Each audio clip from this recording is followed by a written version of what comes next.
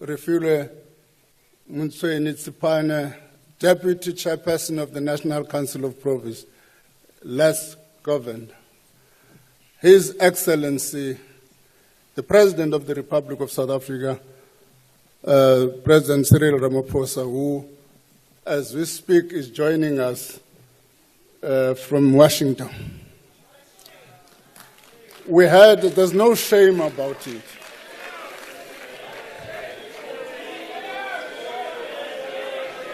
Order, honorable members. Order, honorable minister, you can proceed with your speech. One of the choices we had in discussing with the president was whether we could postpone the budget or we could postpone the trip. We decided that we could not postpone any of the two. And as you can see in terms of the program of Parliament, the NCOP will be deliberating on the appropriation bill and exactly on the deadline on the 30th of July. We simply can't extend the budget beyond the 30th of July because departments after the 30th of July will only be accessible to 10% of their budget. And none of the departments have got a 10% wage bill which is less than 10%. There are serious implications for that. It may mean that we may have to close government. Honorable Deputy President Paul Mashatile, who is also not with us, for long commitments he undertook before this day was agreed upon. Cabinet colleagues, members of the Executive Council for Finance, Governor of the South African Reserve Bank, Commissioner of the South African Revenue Services, fellow South Africans. Allow me to table the following documents before this House. The 2025 Division of Revenue Bill, the 2025 Appropriation Bill, the 2025 Estimates of National Expenditure, the revised information on the 2025 Estimate of National Expenditure, the 2025 Budget Review published on the 12th of March and tabled here as a key policy reference, update Annexure A of the March 2025 Budget Review, update statistical annexure to the March 2025 Budget Review, the 2025 Budget Overview, and the 2025 Budget Speech. The documents tabled here today are additional to the bills previously tabled, namely the 2025 ESCOM Debt Relief Amendment Bill, the 2025 Public Sector Pension and Related Payments Bill, the 2025 Revenue Laws Amendment Bill, the 2025 Rates and Monetary Amounts and Amendment Revenue Laws Bill. Madam Speaker, before I can proceed, I must say even Dr. Kairam Hopper has accepted that the victory of Kaizer Chiefs is of national importance. Order, honorable members, don't divide the House. The game was a very good game. Let's not talk about the scores. Let's proceed with the budget. Madam Speaker, a national budget is not merely an accounting exercise measuring what we earn and what we spend and what we borrow as a nation. It is a reflection of the difficult trade-offs needed to balance fiscal sustainability while simultaneously addressing the developmental goals. It is Unsurprising then that the increase to value-added tax proposed on March 12 created so much debate. A vital debate, no doubt, but one that also created some uncertainty. There's clarity now that will remain at 15%. The decision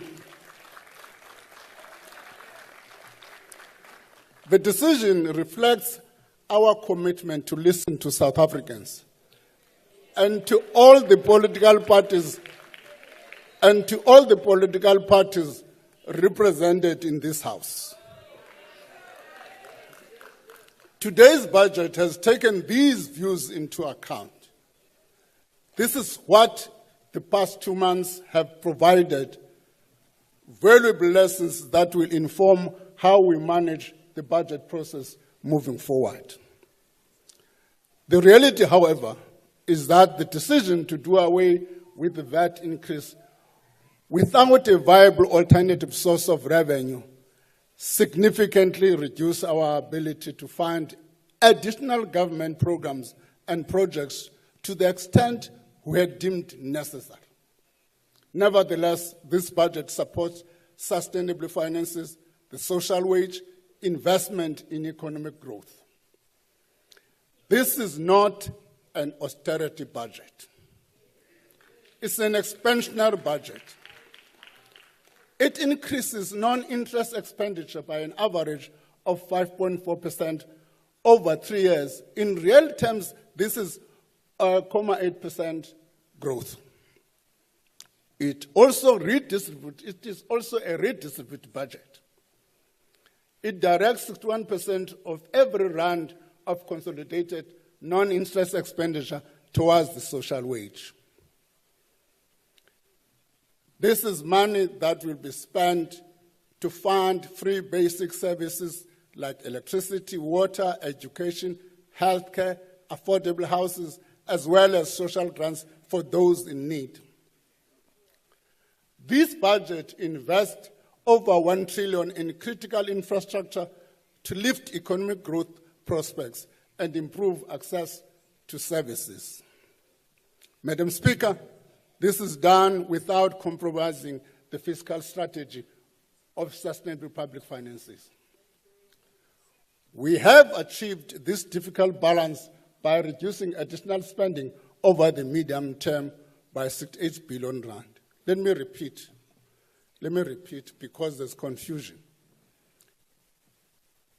We are saying by reducing additional spending is not cutting budget. There's a difference between the two. There's a difference between the two. What we've been fighting over these 3 months has been by how much we should increase budget, not by how much we should be cutting the budget. So what is being reduced is additional spending. These reductions are primarily aimed at provisional allocation, not yet assigned to votes. Simply put, this means baseline allocations across all spheres of government remain largely unchanged. Instead, the size of the proposed increase to allocation is reduced in line with what we can afford.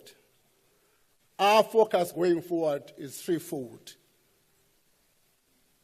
Our focus, as I've indicated, is threefold: balancing the budget through spending efficiencies, strengthening revenue allocation, and giving expression to the medium-term development plan.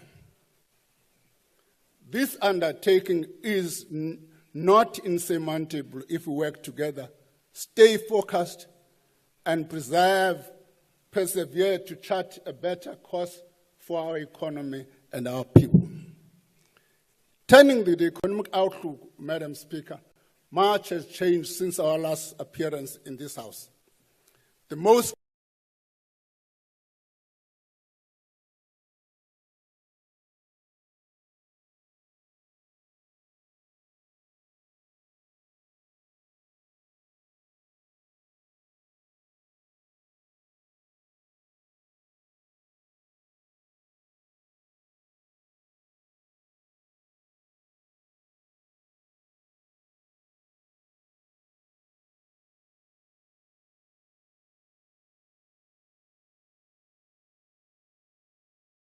interest rate. Turning to the domestic outlook, Madam Speaker, as a small open economy, South Africa is dependent on global trade and financial inflows.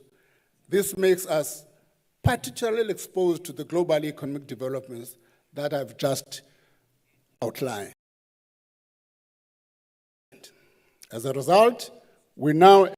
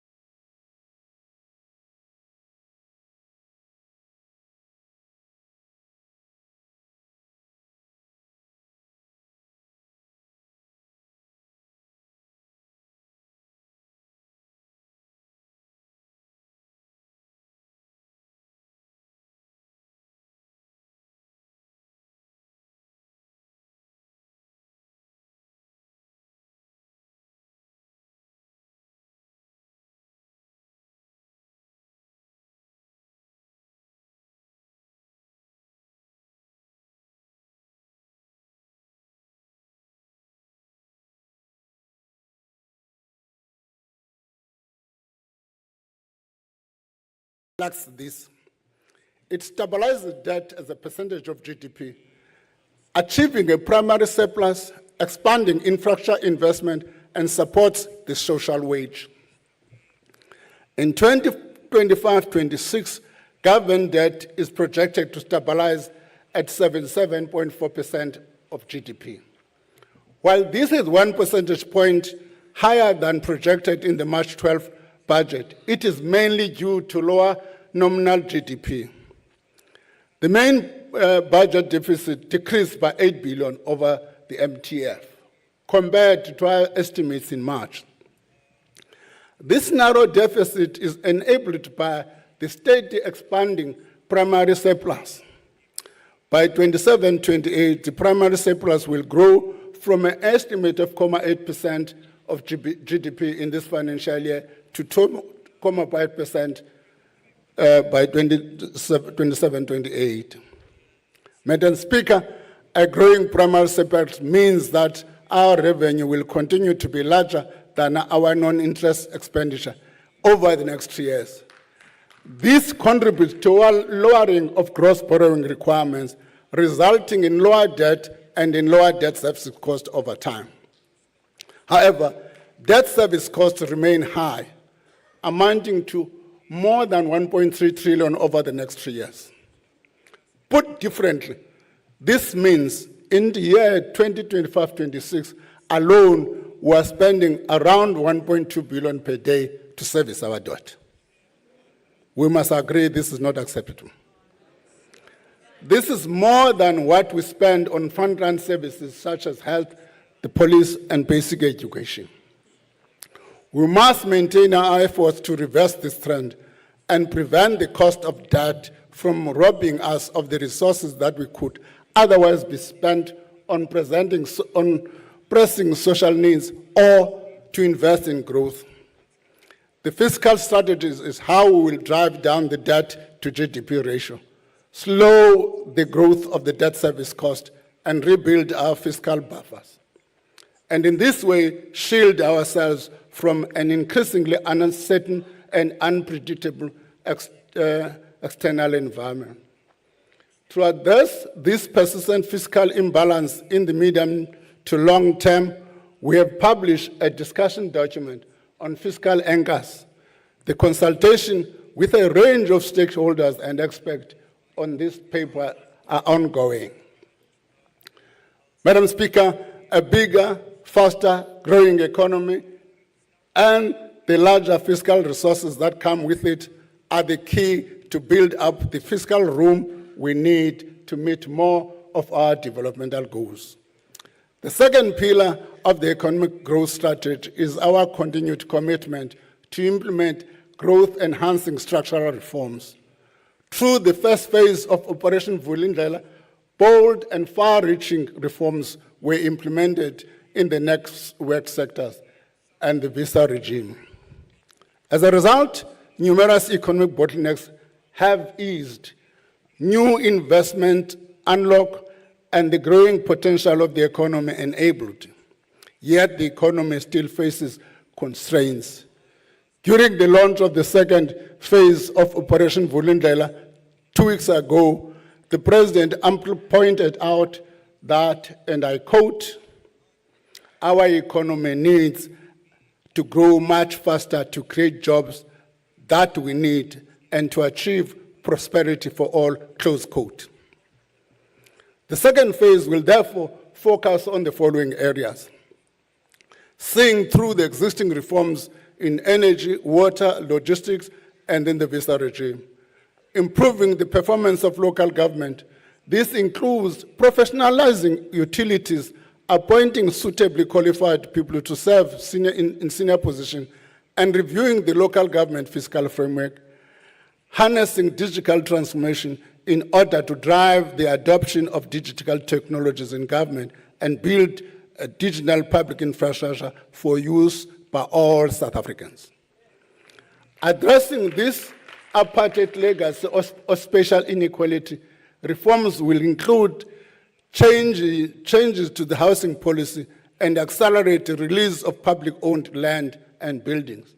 This will also entail clearing the backlog of title deeds for affordable housing and a comprehensive regulatory review aimed at removing barriers to the development of low-cost housing. Tackling these structural concerns will ensure that impediments to faster growth are removed. Madam Speaker, the budget process this year has been contentious, mainly due to the tax proposal announced on March 12. I want to assure the public and this House that the aim of the March 12 budget was to balance the necessity of growing the economy with the equally urgent need to repair and rebuild public finances.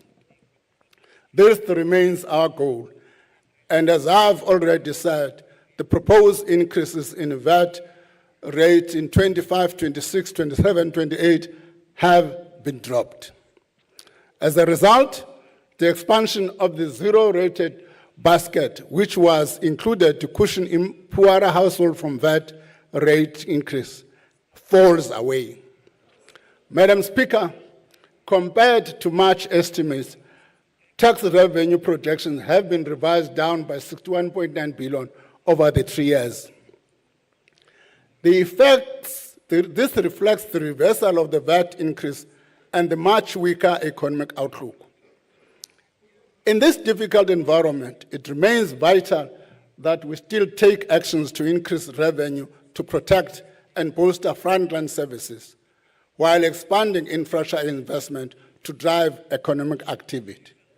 To this end, the budget proposes an inflation-linked increase to the general fuel levy. For the 2025-26 fiscal year, this will only new tax proposal that I'm announcing. This is the first fuel levy increase in 3 years. It means from the 4th of June this year, the general fuel levy will increase by 16 cents per litre and 15 cents per litre of diesel. Unfortunately, this tax measure alone will not close the fiscal gap over the medium term. The 2026 budget, therefore, need to propose new tax measures. I repeat, the 2026 budget will therefore need to propose new tax measures aimed at raising 20 billion rand. We have allocated an additional 7.5 billion over the medium term to increase the effectiveness of the South African Revenue Services in collecting more revenue. Part of this allocation will be used to increase collection from debts owed to the fiscals. SARS has indicated that this could raise between 20 billion and 15 billion and 50 billion in additional revenue per year. Another part of the additional allocation to SARS will be used to improve modernization. This will include targeting illicit trade in tobacco and other areas, which should boost revenue over the medium term. As SARS utilizes this investment to raise additional revenue, which I believe can be at least 35 billion, the 20 billion to close this current revenue gap will not have to be raised through taxes. Madam Speaker, let me call on every South African, be they individuals, small operators, business operators, large corporations, to honor their tax obligations and contribute to the building of a better and more equitable nation. To all taxpayers that continue to pay their taxes, thank you. We do not take this for granted. As a government, we know that we must earn the taxpayers' trust every day by spending public money with care and ensuring that every rand collected is spent on its intended purpose. We recognize the urgent need to do more to achieve this goal. We are not deaf to the public's concern about wasteful and inefficient expenditure. Our commitment to collect taxes must be matched by better efficiencies in how that money is spent. It must be matched by much stricter oversight that quickly identifies problems and provides timely solutions when things go wrong. Honorable Speaker, members of Parliament and fellow South Africans, before I continue, allow me a moment to share with you an open letter from a young medical student, Sarah Stein from the University of Cape Town. I've read and reread this letter since it was published on the 7th of May.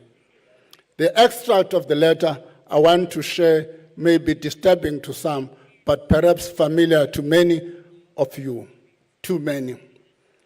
The situation this young doctor describes of the state of public hospitals and the emotional toll of working day after day without the basic resources necessary to help people in need in the heartbreaking reality that this budget hopes to address.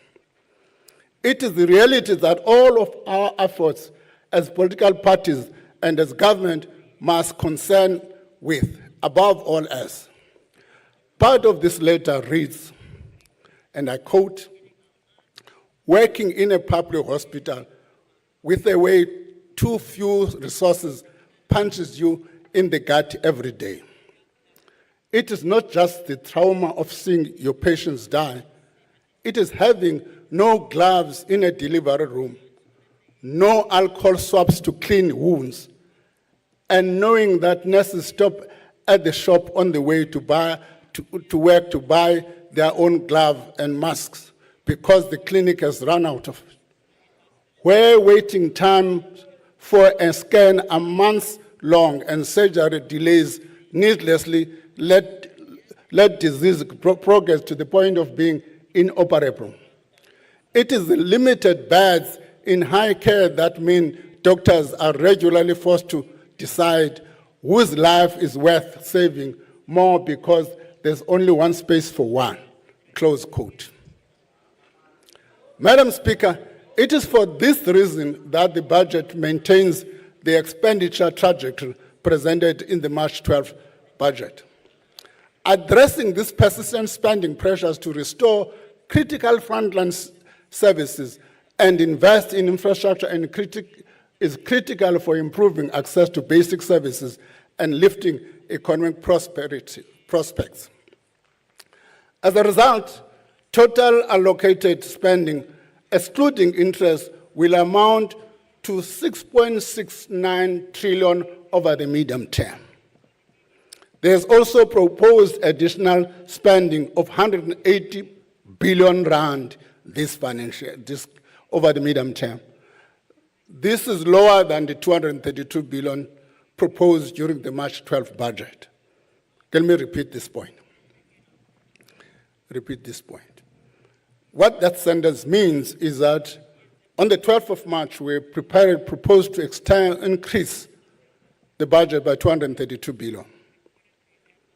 In the current budget, we're still increasing, but with a lesser amount, 180 billion rand. A breakdown of the sector allocation is as follows. The provisional education sector baseline over the 2025 MTF is 104 trillion, and 9.5 billion will be added over the medium term to keep the teachers in the classroom and hire more staff. And an additional 10 billion has been added to the baseline as announced during the March 12th budget to expand access to early education childhood, and is kept unchanged. This will increase early childhood development subsidy from 17 rand per child to 20 per day to 24 rand.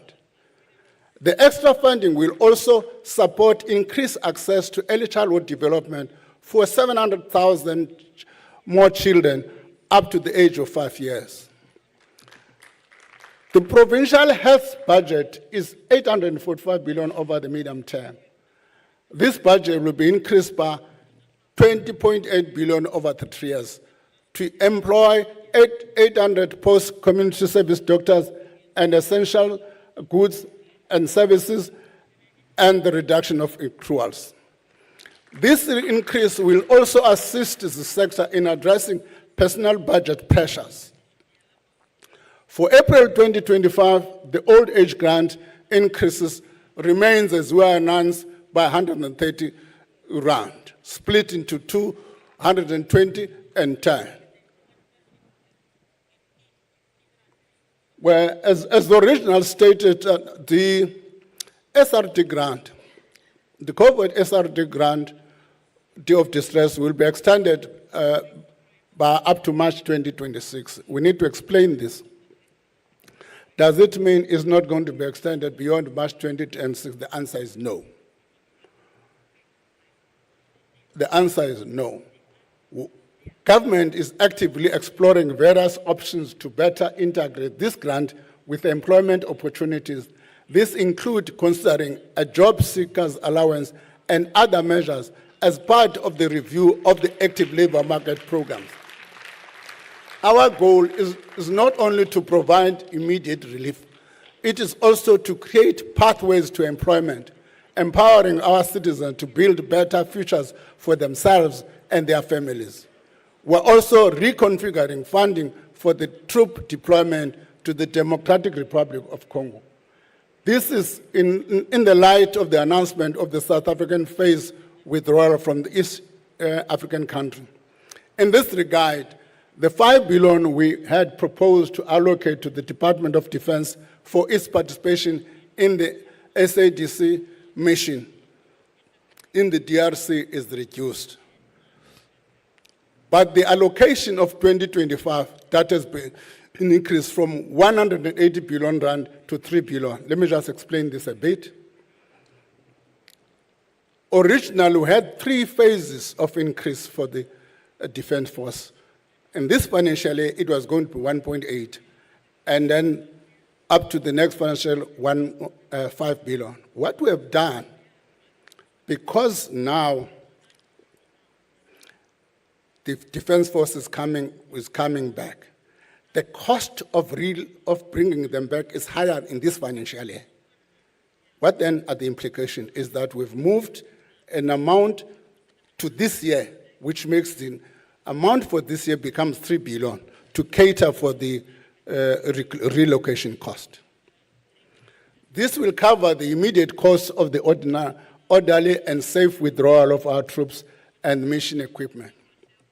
Madam Speaker, 1.4 billion is allocated to support the preparation for the upcoming local government elections. 885 million of the allocation is for the Independent Electoral Commission. 550 million for the South African Police Service and the South African National Defence for the maintenance of public order. This investment contributes to upholding the democratic processes and ensuring that every South African can exercise the right to vote in a safe and secure environment. This budget also retains the provisional allocation to early retirement, allocation for PRASA and the municipal trading entities reforms announced before, but at a slightly lower level than anticipated in the March 12th budget. Madam Speaker, the spending choices we're proposing today demonstrate the government's determination to bolster the state capability needed to deliver quality, reliable, and sustainable cost services. This is what Pillar 3 of the economic growth is about. Despite the additional allocations we've made here, there are other long-standing spending pressures that persist but cannot be funded within the current envelope. This is the nature of the policy trade-offs, prioritizing what we can do now and what we must postpone and spend on later when our resources allow. The spending pressures that may require funding later this year include, among others, the withdrawal of the Presidential Emergency Plan for AIDS Relief called PEFRA funding, particularly which was through the USAID. We've not made provision for the allocation for that now. The Department of Health has just given us the numbers a couple of days ago. Once the resources allow, we'll deal with this matter. The budget facility for infrastructure, the Passenger Rails Agency Service, PRASA, as rolling stock, accommodating population changes that impact on the provincial equitable share allocations. We have done a change in the equitable share which impact negatively on certain provinces, and we've agreed we must cushion the impact on those 3 provinces. Strengthening the capabilities of the Office of the Chief Justice and the Statistics South Africa. Political party funding is not catered for here. Additional, I'm not saying which is coming through Parliament entire, but additional political funding is not catered here, and provisional infrastructure for royal households. Also, what is not provided here are the cost of the national social dialogue. Madam Speaker, the government will consider government guarantee support for Transnet to enable the entity to refinance maturing debt and to enable the execution of its capital investment program. Honourable members, when an economy underperforms, as ours has over the last decade, it generates less tax revenue while requiring increased social spending, widening budget deficit, and accelerating debt accumulation. To be successful, our strategy of maintaining fiscal discipline while investing in growth demands that we prioritize high-impact expenditure. These are expenditures that deliver economic returns while eliminating inefficiencies, waste, and leakages that too often plague the government spending. To tackle this, the National Treasury is undertaking expenditure reviews looking at more than 300 billion in government spending since 2013, with the aim of identifying duplication, waste, and inefficiencies. We found potential savings of about 37.5 billion over the time through improved oversight and political changes through these reviews, operational changes. Going forward, underperforming programs will be closed as the 2026 MTF budget process undergoes redesign. New reforms will target infrastructure planning and implementation across provinces and municipalities. A data-driven approach to detecting payroll irregularities will also replace the most costly method of using census. This initiative will cross-reference administrative data sets to identify ghost workers and other anomalies across government departments. Part of the goal of these initiatives is also to remove the regulatory burden on business. Madam Speaker, to be successful, not just technical solutions are required. Sustained political backing at the high level is needed to overcome departmental resistance and to protect whistleblowers who expose irregularities and wastage.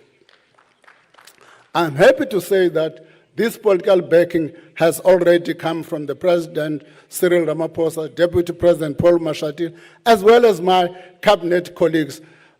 Just to stop, I was impressed with the discussion in cabinet on the 14th of this month. With no exceptions, all my cabinet colleagues backed the measures that I'm talking about today. Thank you, colleagues, for that. The President has also undertaken to establish a committee between the President and Treasury to identify wasteful, inefficient, and underperforming programs. I call upon all ministers, MSCs, DGs, HODs, and every official responsible for public funds to embrace these efforts and play their part. Madam Speaker, the Division of National Raised Revenue will see 2.4 trillion of total non-interest spending allocated to provinces over the medium term. Municipalities will receive 552.7 billion over the same period. Of course, if I may just pause, there's always a disagreement between the different spheres as to who gets a better share of this. That's a battle.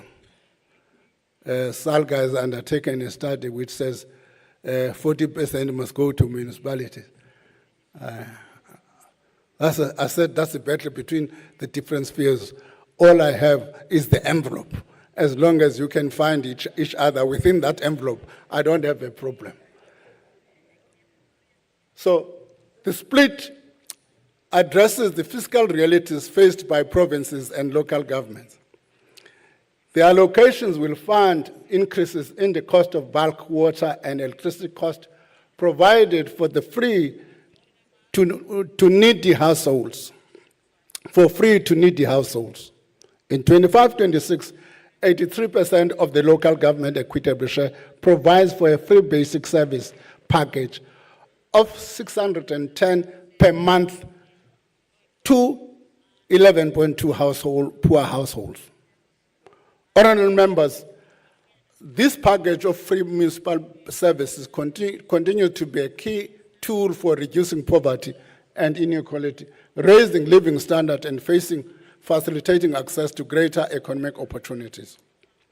The reality is that sustainable local government finances does not depend merely on enforcement mechanism, but on delivering genuine value to communities. Declining revenue collection rates are often a function of the quality of the services. Municipalities must recognize that quality service delivery is not just a constitutional obligation, but also a cornerstone of their financial viability. Tackling corruption remains a major priority of all arms of government. We're making progress in pushing back against action that is compromising our national interests. In addressing the scourge of corruption, the National Prosecuting Authority, through its asset forfeiture unit, adopted a broader and aggressive anti-corruption strategy that has yielded financial injection to the fiscals. In the past 5 years, the asset forfeiture unit has recovered over 5 billion paid into the victims of crime and criminal asset account, which is called CARA account. With regard to state capture-related cases, the asset forfeiture unit obtained freezing orders amounting to 14.2 billion, with 8 billion recovered and paid into the CARA account. We make these issues, colleagues, we've decided to point this information out because it's not out there to the public. There's a tendency that says nothing is being done. And I think we need to put this information into the public domain. Madam Speaker, quality infrastructure investment expands the productive capacity of the economy and responds to the diverse needs of the citizen. Infrastructure is also a rich source of jobs in construction, engineering, and related industries across a range of skill levels. It is for this reason that infrastructure is the fourth pillar of the growth strategy. And this budget demonstrates our resolve to change the composition of spending from consumption to investment. Allocation towards capital payments remain the fastest growing area of spending by economic classification. Public infrastructure spending over 3 years will exceed 1 trillion mark. The key question all of us should be thinking about: if we're to spend this amount efficiently and effectively, the impact on the economy will be massive. What we should be grappling about when you leave this room, all of us, grapple about when you leave this room, is not whether the economy is not creating growth and so on. It's the question, how do you make sure that this money is spent effectively and efficiently? That's the debate. This spending will focus on maintaining and repairing existing infrastructure, building new infrastructure, and acquiring equipment and machinery. It will also focus on 3 sectors: transport and logistics, energy, and water and sanitation. Of the 402 billion rand for transport and logistics, 93 billion is for the South African National Roads Agency to keep our 24,000-kilometer national road network in active maintenance and rehabilitation. 53 billion rand is for the maintenance and refurbishment of the provincial roads.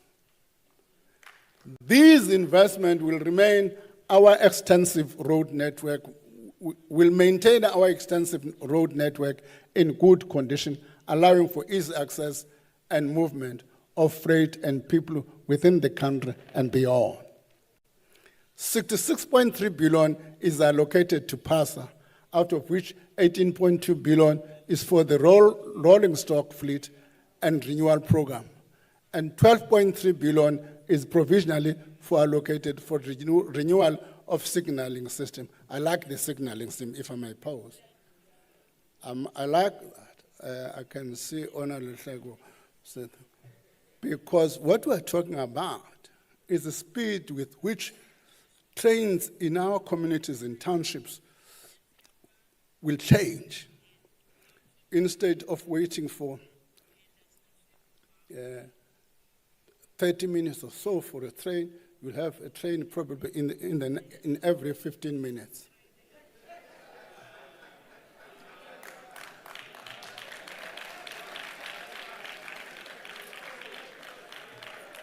You know, the EFF colleagues remind me of the time when cell phones were introduced. I was still in COSATU, so Jayendra Knight would come to us, he was in the negotiations, would come to us and tell us about what the cell phone is going to do. If you are in the field, you're going to take this thing from your banklight in rural areas. I said, hey, how can this be possible? This is going to happen, is not It's not a tail.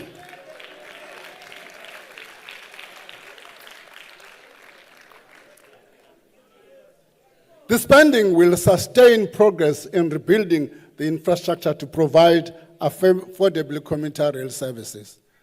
This will enable PRASA increase passenger trips from 60 million in 24-25 to 186 million to the end of the MTF period. Access to safe, reliable, and affordable commuter service is critical for low-income earners who spend more than 50% of their income on transport. You know, before I go to the energy sector, I made an example last time on the 12th, except that you didn't accept what I was trying to say, but let me repeat it. I made a comparison last time and said, the World Bank has published something which compares the worker from South Africa, same amount of money, and said a South African worker will end with a disposable income less. And it says why? Because the cost of transport for the South African worker is higher than the Indonesian worker. That's the difference. So it's quite important that if you are of concern about poor people, these things should be of interest to you. The energy sector will invest 219 billion rand. I couldn't count their numbers until Minister Ramkhopa came. He's more expensive than I've had other ministers previous.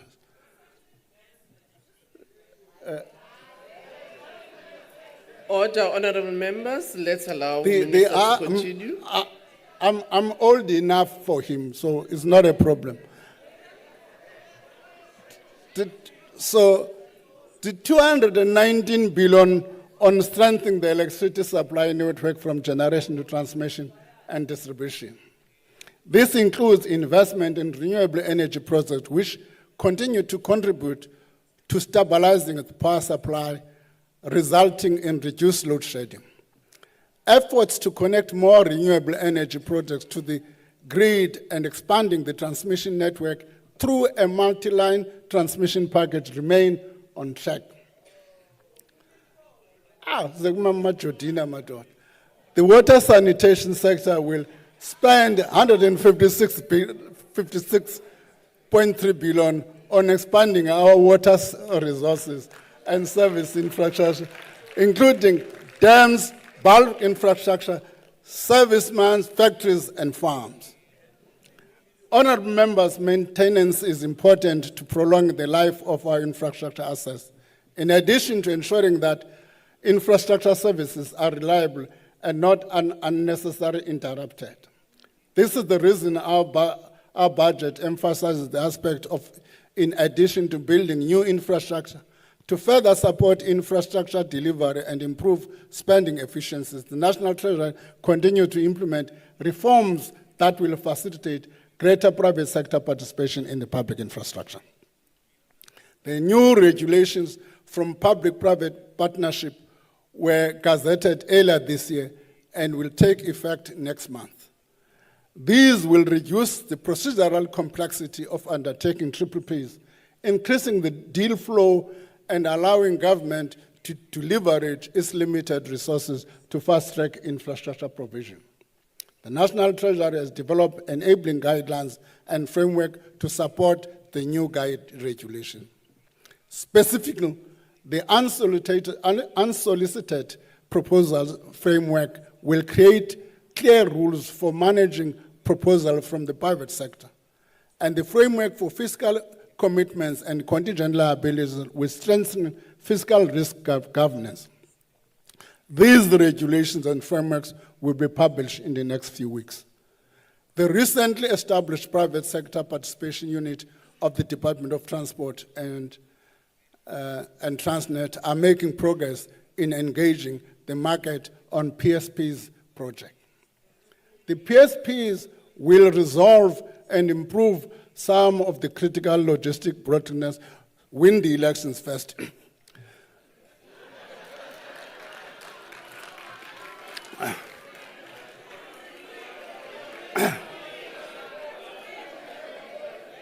In March, a request for information was issued for the ore, chrome, coal, and manganese lines. In April, a request for qualification was issued for the establishment of an independent rolling stock leasing company. Madam Speaker, the budget facility for infrastructure has been effective in supporting quality investment. It does so by reviewing proposals for feasibility, viability, and cost effectiveness. To date, 52.9 billion in additional funding has been unlocked through this process. To scale up this success, the BFI has been reconfigured to accept proposals quarterly rather than annually. In this regard, I'm pleased to confirm that processes of issuing our first infrastructure bonds in 2025-26 remains intact. We are exploring alternative financing instruments to allow pension funds, commercial banks, development banks, and international financial institutions to participate in financing our infrastructure plans. These reforms, Madam Speaker, are how to plan to leverage infrastructure investment to ease supply-side constraints to the economy and improve access to social service the people get. Honorable members, today is about delivering on the hope for a better life, a better future. It is an attempt to meet our shared goals of redistribution, redress, and structural transformation. This budget supports economic activity while raising future economic prospects, direct spending towards the social wage, and invest in state capability and critical infrastructure. All the while promoting fiscal sustainability so future generations are not burdened by the decisions we make today. We are not there yet, but I believe there is consensus in this House that around the country that this is the destination we need to strive for. The recent events have shown us that political debate is part of any vibrant democracy, and that this is not about differences on these goals, but about how they can be achieved. The debate and negotiations have deepened our understanding of policy trade-offs and institutional processes while giving citizens unprecedented visibility into our democracy's evolutions. Negotiation, debate, and compromise, as we have seen unfold over the last weeks, has been a necessary, if sometimes painful, investment in the productivity of future government reform in the new political environment. We have all gained a better, deeper appreciation of each other's policy positions and which trade-offs each of us is willing to contemplate. As parliamentarians, we have been forced to gain closer knowledge of the various institutional processes that govern the budget cycle and its passing into law. The public has had a front row seat to the growing pains of vibrant and committed democracy. This is a good thing. Our journey towards national prosperity belongs to every South African. Speaker, as I close, allow me to express my gratitude to the President, Deputy President, who are not with us today, and I forgot in my salutation to greet the acting President, who was unfortunately some weeks ago was also an acting president, but unfortunate for 3 hours. He was already telling us in those 3 hours,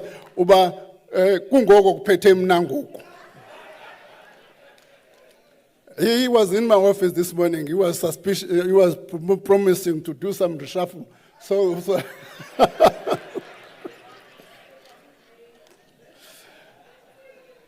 congratulations, Kwat. President and Deputy President, I have to thank them for their support. our country with them is in safe hands. My appreciation also goes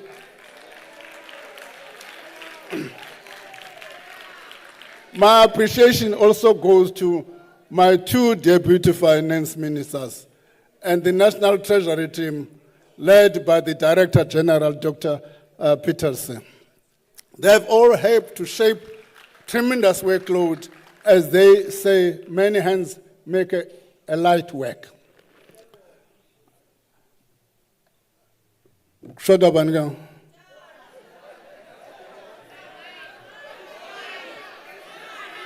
Order.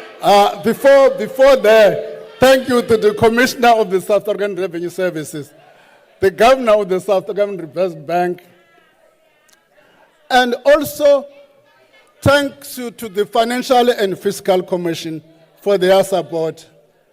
Thank you. And my cabinet colleagues. And inkosikazi yasemachaweni, unkosikazi wam, ichoke iguqele kaChalbonge kwekwengu. Thank you, Minister.